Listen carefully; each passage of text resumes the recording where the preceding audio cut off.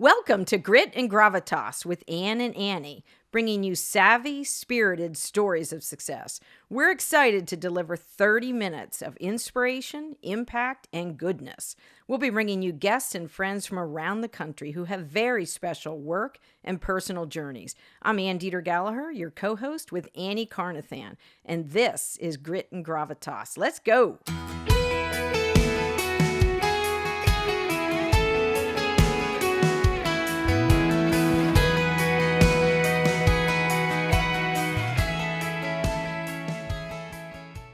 Welcome back to the Grit and Gravitas podcast studio, world headquarters here in Camp Hill, PA. Annie Carnathan, happy Friday. Happy Friday. The energy right here is off the chart. We just laughed for 5 minutes. I know. And then we turned the mics on and it's just one big I hope we weren't doing hot takes anyway.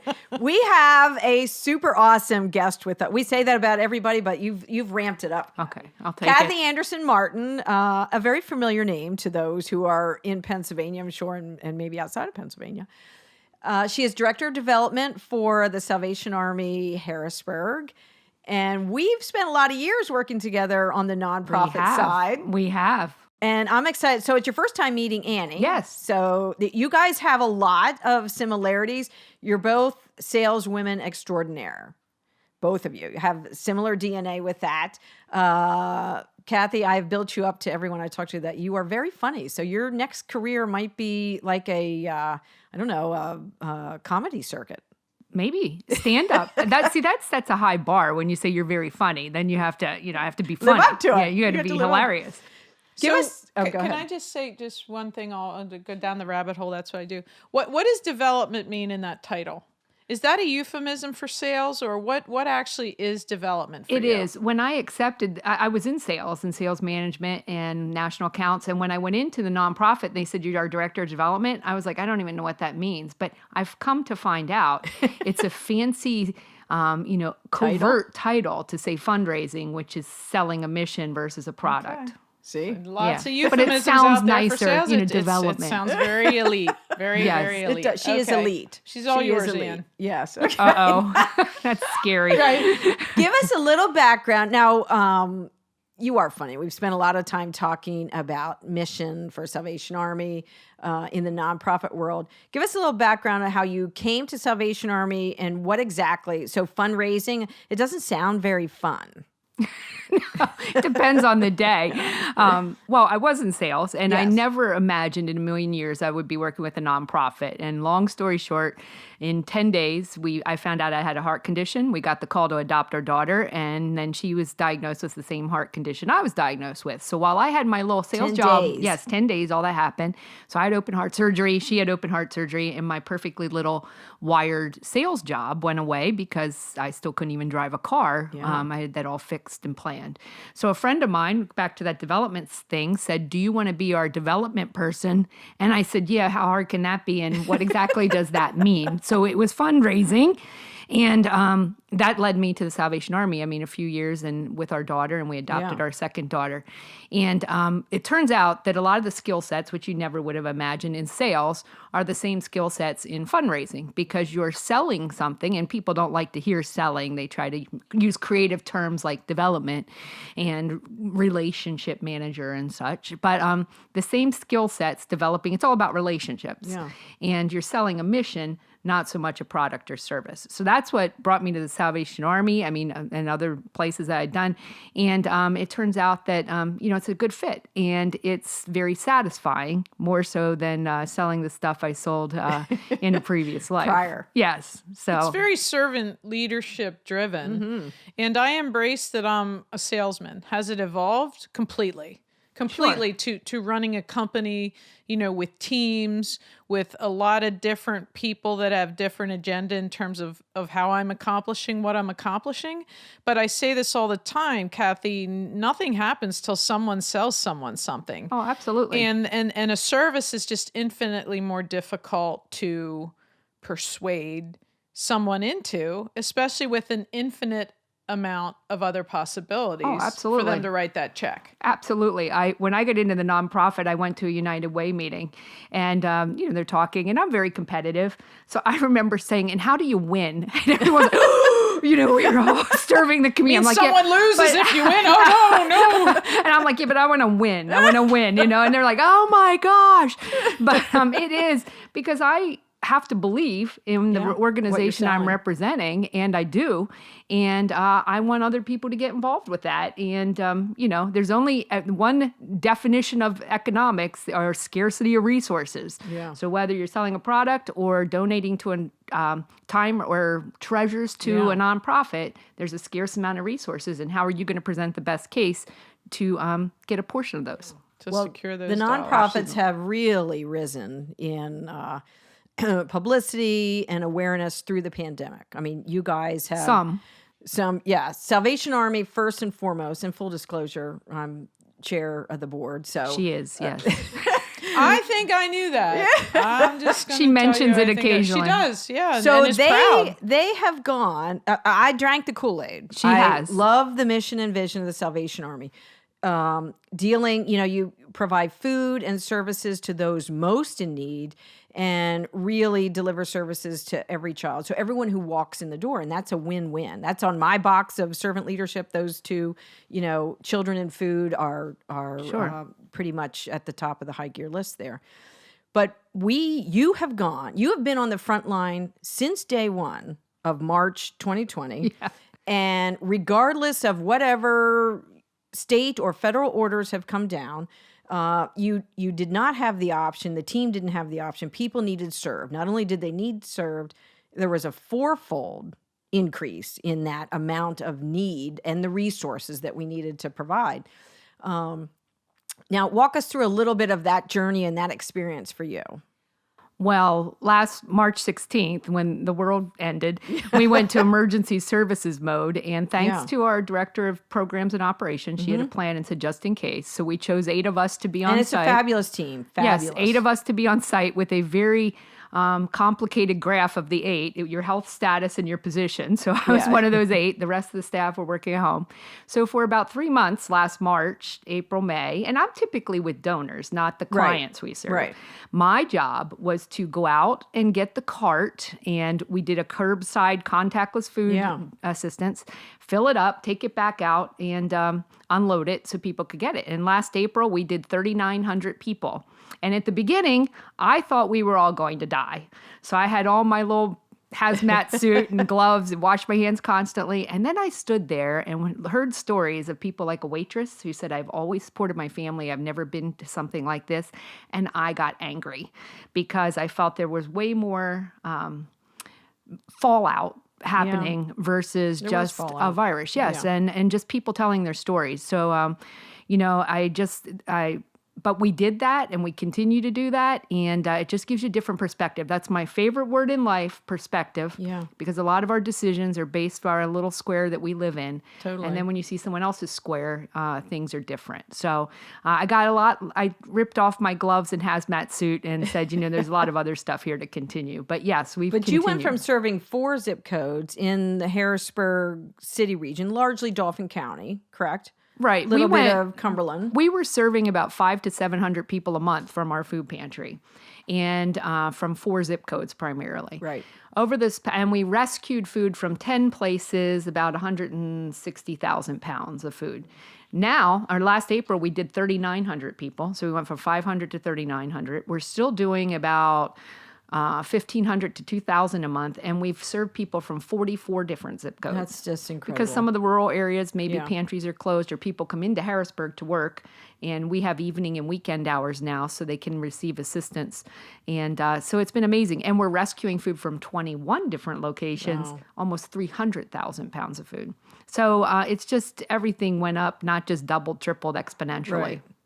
So it's incredibly important to have the sales skills like you and Annie have to be able to go out to the donors, people that didn't know about us before maybe, or didn't realize the depth of services we provide, to say, and Annie sitting here as Universal is, one of our newer sponsors. Yes, thank you.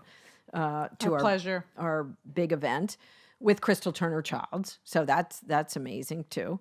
But has the message changed at all as you go out to speak to donors, or do you find the donors are coming to you and say, we didn't realize this, how can we help? There again, it starts with relationships. So last year, when I'm there pushing my little food carts out, I had to raise the money because we need to raise $4 million to support all of that luxury that we provide. And so I would run in and say, hey, do you have an extra, literally email, do you have an extra $150,000 possibly to a foundation because we might need it? I didn't have time to sit and craft proposals let's do lunch because it just wasn't time. Hey, we need 6,000 jars of peanut butter. Do you have that? Like, I need to know tomorrow. Yes. But because you build those relationships and tell your story day in, day out, people said, yes, we do. And we continue to do that. We have an e-blast to 6,000. We had 0 emails. Now we have over 6,000 that we give e-news. And those are incredible stories that you, Annie, are you on that list? If not, we have to get you on. Yes. She will be. But, we have donors. I want to be. Yes. And we have folks now that say, you tell it, we try, you have to do the little things correct all the time. You Good can't point. all of a sudden say, we need 6,000 jars of peanut butter. Let's talk about finding a source when you're in the middle of If you didn't have that relationship. If you don't have a relationship. And, I've never in a million years imagined where we would, what happened. Sure. But it's those relationships that matter that need to be cultivated by things like saying thank you. We have a gentleman who gives a considerable amount of money to us, and he sent me a little email. I haven't seen him for years because he's very, very busy. But he sent an email the other day. He said, I continue to give because you let me know what's happening and you say thank you. Wow. And there's a lot of people that don't do that, which is just mind-boggling to me. But, it's those little things, and you do them consistently, and then you're an overnight success. Well, something Kathy said rings true with our earlier guest, Annie, about the value and the necessity of relationships to carry you through, great times and challenging times. So Nancy Ryan was one of our, has been a prior guest twice with her setbacks and comebacks. And she is coming back because she was able to tap prior relationships. And that's part of her, success story now.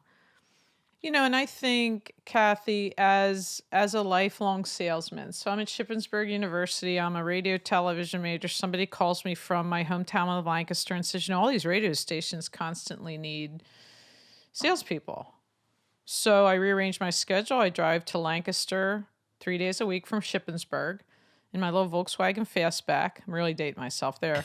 But the point was, everyone who talked to me, I was grateful for their time. Yes. And my point to being a salesman, it's not who I am, it's what I do, but it's been a perfect fit because no one has a more grateful or appreciative heart.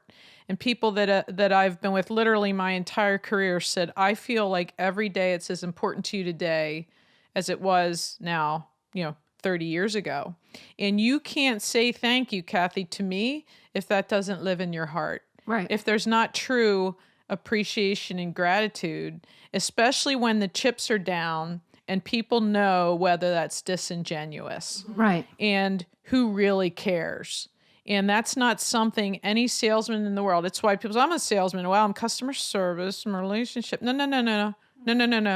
You own the relationship. Right. You own it for the good, you own it for the conflict, and you own it, right? And relationships are 50-50. Correct. So I never thought I was subservient as a salesman, but I also never thought I was sort of lording over anyone, right? And so I just think, and there's an authenticity to that we keep hearing from our really powerful women leaders who honestly, Kathy, could do anything. Right. That's what's beautiful about fitting in your chair to me. And the second meeting, you're like, if there's not authenticity there, like I want to connect to that. Yeah. There's energy, there's she's leaning in, there's that kind of feeling that she's eliciting in me that's like, okay, I would like to get deeper with that. Well, thank you. So Kathy has great stories about charities in general, and and you are. Did you start the book? You're writing a book, and I'm happy to support in my you head, in that. In my head, I have several books in my head. So share with us the fascinating title of your book. Well, working in the nonprofit, I've developed a book called Charity, It's All About Me, because I field those calls of people who, I just want to serve my community and I want to give back and I want to do anything that's required, but I can do it on Thursday from 2 to 3:30, and I have 8 9-year-olds, and six of them can't stand up or, lift heavy things, and 2 of us are gluten-free, and, but we're willing to do anything except all the things we actually. But you put on your gracious, I do. attitude and respond and educate. Yes. And I say that tongue in cheek. And again, that's perspective, because I probably was on the other end of that. Yeah. I get those calls too, like during a disaster, the Salvation Army responds to floods. So, I get those calls after a flood in Mississippi that somebody wants to give us their lawnmower and treadmill for the flooded out victims of Mississippi. And could we go pick that up tomorrow and send it there? And someday, if I just lose my mind, you'll know, she couldn't do it anymore. She just couldn't do it. So yes, I mean, and it's, that's perspective, and you don't think of it, but you really, if you want to give back and serve, you might want to be a little more open than versus 2 to 3 on Friday, the 3rd of the month. Well, I think the experience is that people, and, I've been a Cub Scout leader and a youth group leader, and often that light bulb goes off, probably December 1st. And we realize that we quickly want to marshal our kids and serve. And could we come, ring the bell or do whatever? I can't tell you how many times people, because everybody wants to do something at Christmas. I know. And I say, well, we have this all filled, with whatever.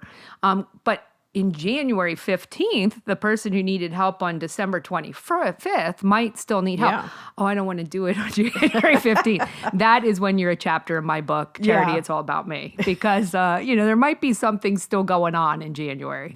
And I think one of the most important things that I've evolved to and learned, and it's great not to necessarily, there's a difference between need and want. And Correct. So there's a difference between like I really think you're neat, and I would love to work more deeply with you. I would like to extend that relationship. And so what I try to do now is put forth, the culture of Universal Media. I try to put forth what it means for me to lead that company, to not be a micromanager, to grow, mentor, coach. That's more important to me now than anything, because the legacy has to be when I finish, that I feel 100% that I've done everything I can to leave that to people, half my age and that could grow that. And so I think, to your point, it runs a little amok when they have their own lens already. And so it's like, well, wait a minute, that's not what I would define as doing anything. Right. And I think it's as important now to say, look, I'm an acquired taste. I know how I want our people to be treated. I know how I'll treat you. The please, the thank you, the capital letters at a sentence, the period at the end, the basic grammar, we can all go along to get along, but really a relationship is tested when there's conflict. Correct. And what could be greater conflict than COVID literally leveling everything? Oh, absolutely. And I agree with you. And you mentioned, having a team, and part of my job is to educate. So that's a perspective, because we all, and I was the same way. Yeah. So when we have folks that come in to volunteer, COVID or not, my job is to show them, and that's how you and I got involved with the Salvation Army. We didn't have people to help with something, and to get involved and say, here's the bigger picture with it, and here's what happens, and to show that. During COVID, we still had people coming in. We've had 1,600 people volunteer this past year. Yeah. And it got a little harder because, you wanted to limit to some degree the number of people in. Right. But my job is to say, here's what we do, and here's why this might be more helpful than this. And if I do that, then I understand that now. Yeah. That's more helpful to you, to go back to your team to say, okay, here's what they need, or here's what we can do, and this is why it's important. Right. And to make sure you have a positive experience. I'm very much, and I know if Ann and her group comes out and volunteers, I will usually send an email to say, and here's the difference it made. Because I'm one of those people. Like if I do something, I was a band parent, a marching band parent. There was a pregnant pause there. And we would do this stuff. We and love I'm like, bands. well, yes, band is awesome. And my band is awesome. But we did all this stuff, and I'm like, why are we doing this? Why are you having 16 fundraisers in 2 months? I need to see what's the result of my that, effort. yeah. Because someone's giving their most valuable resource, which Right. is your time. It's a non-renewable resource. Yes. We all have Amen the to same that. amount. Yeah. And I don't want to waste your time. Ann always teases me. I ask her to do things, and she says, Kathy, I have billable hours I need to go to. And I'm like, Ann, I'm helping you with your eternal billable hours. You're welcome.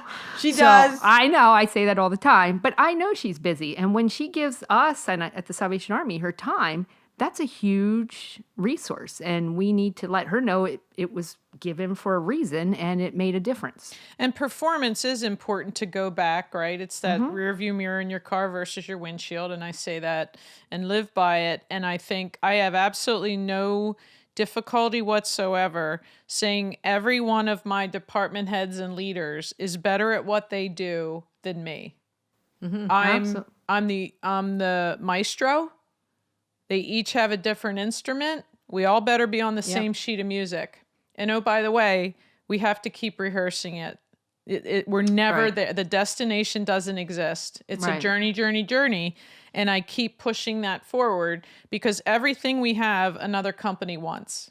Yeah. And everything I'm pursuing, the company that's there is doing everything they can do not to let me acquire that. Correct. And it's extraordinarily important for me not to micromanage, but sometimes that's the scariest thing in the world is to say, oh, you're not going to do it the way I'm going to do it, but go ahead.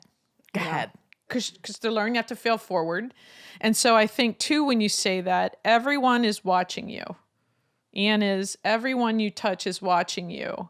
And is there that commonality? And to Ann's point, she said something really powerful to me a few weeks ago is you're someone I want to follow.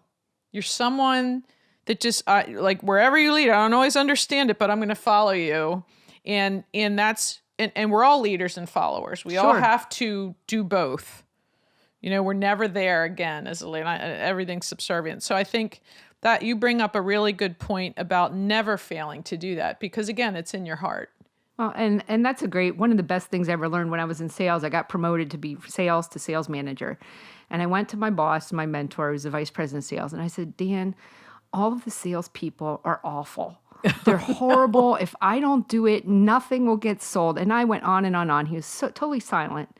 And then he said, if the people are great, what do I need you for? I don't need a sales manager if they're all awesome. Your job is to develop the people. Job security. To replace you. And until you can do that, and then he said some choice words, which I will not say on the Great gravitas. Yes. And said, go do your job. I went to him thinking he'd tell me how awesome I was and say, I'm so glad that you're selling everything or the company would go down. Yeah. Instead, he's like, go do your job, which is what, to develop your people. Absolutely. And have them. And he said to me, when you can come back here and say, Bob did this and he did this and he did it better than you, then you're a manager. Yeah. Right now, he said, you're a glorified sales rep and I don't need you. Ooh. And the good news with department heads, it's easy. Until or unless you groom someone to replace you who's preferably better, right, you're not going anywhere. Exactly. Your view isn't changing. And if you're not the lead dog at the next level, right, that view isn't going to change much. You want to grow. I'm right there with you, but I'm 50% of it. Not 62. I'm not going to care more than you do, which was extraordinarily difficult for me to learn. That I can't care more than you do. I see what's there. I see the skill set. I'm willing to do 50% of it, but you're not going to grow unless you do the other 50. It's a two-way street. A two-way street. And so I think people are threatened by that. What if somebody gets better than me? Then you should put them there. Do something else with me. Oh, or exactly. say, look, Good point. Yeah. And women generally, Kathy, do not have that inner sort of fortitude, confidence. Oh, absolutely. That's what I was thinking. Confidence is the word. Right. And I always did. And so I think, not sitting here, I have the scars to prove it. A lot of people threatened by that. A lot of people like, well, right? And so I think as women, right, to have the confidence you have, I have, Ann has, there's still a price to pay for that. Absolutely. So tell us, for the Salvation Army, we can't speak for other organizations, what makes a great volunteer? So you have this, young mom that has a scout troop. how could we best plug them in? Even the pandemic has caused massive craziness, and your time is limited in even onboarding new volunteers because we are a well-oiled machine. We are. And we have met every challenge we've had. 137 years in Harrisburg, 138. What are we at now? A lot of them. What's Yeah. 1885 minus 2021? I don't know. I've lost. I don't know. So an incredible legacy in the Harrisburg Capital City region. So what's a best way for all of our listeners? And I say to the young people, we want you to serve. I think service is, it shouldn't be a requirement. It really should be a desire of everyone. When I'm interviewing a young person and I see that they have served, whether it's Thon or even a small capacity, I'm attracted to that kind of persona, and I want to place them. So what is a great path for volunteers that might be listening that don't know how to plug in? Okay, I think you just asked me like 8 questions in there to address 8 different I'm topics. trying to wedge in for our last 5 minutes. I understand. Well, first of all, when you said about young people, I Yes. get this question all the time. How do I get my kids, or how do kids get involved? And I always say, well, do it yourself. Yeah. So be that kind of person that takes soup to the neighbor or cookies, that it's just a way of life, and have Good your for kids. You you. don't have to Yes. go to a workshop Right. if that's how you live your life, and then your Good kids point. will tend to live like that. So that's number 1. Number 2, what makes a good volunteer? It depends, because people have different abilities and they have different interests. Some people want to work help at the Salvation Army, someone else at the animal rescue, someone else Right. at the ballet. What's important to you and that mission and heart? If you don't really care about it, you're probably not going to be an Right. awesome volunteer. So that matters. And then also the good thing, or the thing you should do, is ask the charity. So you say the Salvation Army is a great organization. I like what they're doing. Call and say, what kind of help do you need? Here's what I'm able to do, and how could there be a good fit? Yeah.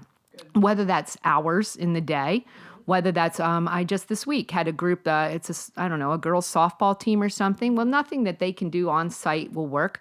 So we gave them, I said, here's our toiletry kit list that we Yeah. need. It's a couple dollar store kind Yeah. of stuff. Why don't you have the girls collect that stuff, the moms, and then they can make up little bags. They can write on it. They can bring it out, and then I'll give them a tour. Because I also know when the 9-year-olds are coming out, so are their moms or Yeah, dads, sure, and then sure. they can see what we're doing. It gives them something to do where they are, Right. because those 9-year-olds probably aren't going to work in the warehouse unless they're strapping 9-year-olds. Yeah, right. But ask and say, here's what I could do. Some people call and say, I'm retired, I can't do physical labor. Well, maybe they can stuff envelopes. But ask, don't not assume like, well, I'm willing to do anything, but only on Between the Saturday hours from of- 6 yeah. p.m. to 7 p.m., and that Right. kind of thing. Right. And then plug in as you can. Good point. Do you have and I know you have a lot of them. Our listeners love our business vitamins. So it's Savvy Spirited Stories of Success. You at the Salvation Army have been a fabulous role model and example of success and leadership. Hence, I signed up to support and give non-renewable. Drank the Kool-Aid. I did. You followed the leader. Non-renewable. Right? You followed And her. that's I'm sidestepping my own question.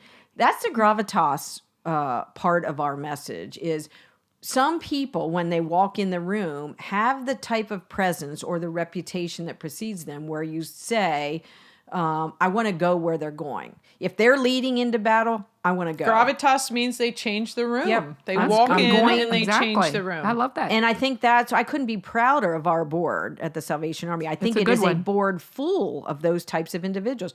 Totally diverse backgrounds, race, ethnicity, faith backgrounds or non-faith backgrounds. And it's all from here, because Yeah. you don't get anything out of being on the Salvation Army board. You don't No. get tickets to football games. You don't no get alcohol, any no alcohol. no wine auctions. Yeah, where you're action. you have to love helping people. Right. So exactly. And you have to be willing to plug in and do the work. So back to what's the business vitamin? High gear piece of advice. Well, something back to my sales time, and Dan, who was my mentor, who since passed away, that I think of all the time. He used to always say, you have to sell yourself first, your company second, or organization, your product third. Because if they don't like, respect, trust you, nothing else you say matters. So it first has to be that you earn the respect as a person because, and then you could talk about the organization you represent and then whatever you're selling. And whatever mission or what have you. And that's something that's always stuck to me. You have to earn that respect as a person. Yeah. And then you can go from there. And I try to teach that. I have 2 girls, 19 and 20. Love that. And love this age. And, and tell them the same. They have to respect you. You have to be a person of your word, a person of integrity. You're not going to do everything right. But then you pick yourself up and say, I'm sorry, or say thank you and all those things and move on. The huge part of that is you have to respect yourself. Oh, exactly. My currency, in that order, is respect and trust. And I believe that can be a business relationship where they don't particularly want to ever be at my barbecue. Oh, absolutely. I say that respect, if I say I respect you, it's the highest compliment I can give. Exactly. Me as well. I well. might not even like you, but I can That's it. respect you. When I had my heart surgery, there was a guy who we butted heads with sales. And I never thought that we liked each other at all. And when we were in the hospital with our daughter, because, we'd stay at Hershey Med Center, my husband, he took his group over to our house on a Friday afternoon, his sales team, and they raked our lawn and everything. And I was shocked because I didn't think we liked each other at all. And we kind of didn't. But he was like, we respected each other. And he did that to help me. And that, was kind of that a thing to think we had a relationship that was always like this because we competed and so forth. But he did that for me in my time of need because I had respect. And that was the highest compliment I could receive from someone. Showcase, this is my spirit animal. She's officially, I told she's you. officially my spirit animal because that's it. And that to me, Kathy, is the most difficult part with women. Because we all want to be liked. I mean, I'm going to sit here and say I wouldn't want to be liked, but I instantly know sort of whether they're on that or not, but that's not my currency. And don't ever like me, but I think respect me. Absolutely. And trust me if you can get there without liking me, right? And so again, I think acquired taste in all the right ways, no one will care more than I do, but we have to get to that commonality. And again, I think just from this show, I'll be perfectly honest, I know we have to wrap up, but there have been people that have reached out to me with things they're saying that same with you. I never really thought they liked me or that we had that. Right. And here they're saying, I never have forgotten you. Right. Here's why. And I'm flummoxed by that, really touched by that. And I'm really grateful for this show for a lot of reasons and for Ann. But I think that's one of the aspects where, I just didn't know. And how nice it's been. So I think that's the heart of it. She's your new BFF too? I think so, if she agrees, right? Do we get like little bracelets or something? Or do I have to wear a little necklace like with a half a heart? We haven't had anyone that we haven't wanted to bring back though, and I would We're without Kathy question. back too. Yeah, I mean, yeah. I was worried. I didn't want to be the first. Okay, thanks a lot. I did get a complimentary bottle of water. So for any listener, I would encourage them to find a great organization to serve alongside, find great people. If you don't find great people and you love the organization, bring the great people with you to serve and to fill those seats. Raise your hand for opportunity. Women, we need more voices at the table. So don't wait for someone to knock on your door. And if you have time and treasure, God bless you. And we would love to have your service and time and treasure at Go Salvation bust Army. a door down, Ann. Can I say one thing? I don't work at a thrift store, so don't call me about your lamp, your lamp, or your lawnmower, or your box of old T-shirts. I know you're very gracious receiving those calls that you get. Yes, I'm very gracious. Thank you, Kathy. Thank you. Thank you, Kathy Anderson Martin. Thank you, Ann and Annie. Thank you. Grit and Gravitas. Could it get any better? It's going to. Have a great high gear day. Thanks for listening. It's our desire that these stories will bring energy, ideas, and fresh thinking that you can use today. Subscribe to our podcast and follow us on Instagram, and have a high gear day.